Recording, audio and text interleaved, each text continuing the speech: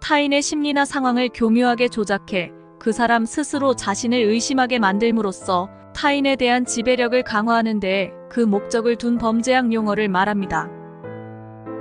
가스라이팅은 우리말로 심리적 지배라고 할 수 있는데요.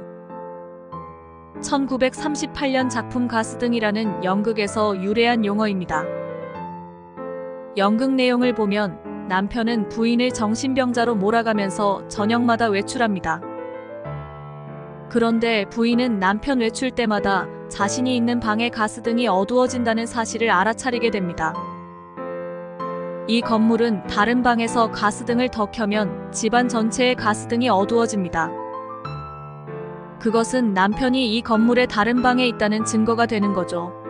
결말에서 밝혀지지만 이 건물은 남편이 15년 전에 보석을 훔치려고 살해했던 돈 많은 어떤 할머니 집이었습니다.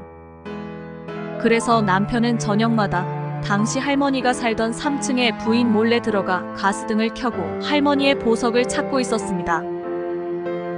그러기 위해 이 집을 부인 돈으로 샀던 것입니다.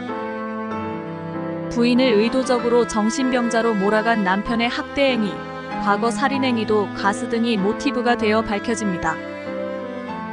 그래서 타인을 세뇌시켜 스스로를 의심하게 만드는 이 연극의 제목, 가스등에서 가스라이팅이라는 용어가 나오게 된 것입니다.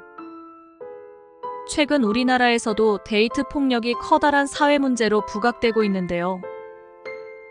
3개월 교제 기간, 무분별한 데이트 폭력을 저지른 30대가 실행을 살았고, 데이트 폭력에 결국 눈물로 이별을 호소한 여자친구를 살해한 30대도 있었습니다.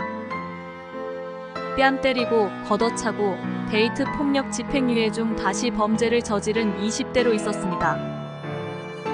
대표적인 가스라이팅 사건을 말하자면 가평 계곡 살인 사건으로 거액의 보험금을 노리고 남편을 살해한 묘미를 받는 30대 여성이 검찰 수사를 받다가 공모한 내연남과 함께 잠적했는데요.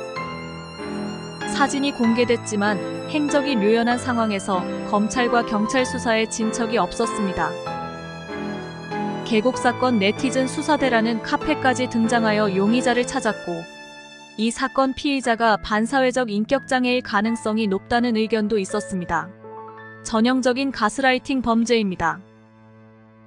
타인의 심리나 상황을 교묘하게 조작해 그 사람 스스로 자신을 의심하게 만드는, 그럼으로써 타인에 대한 지배력을 강화하는 데에 그 목적이 있는 가스라이팅.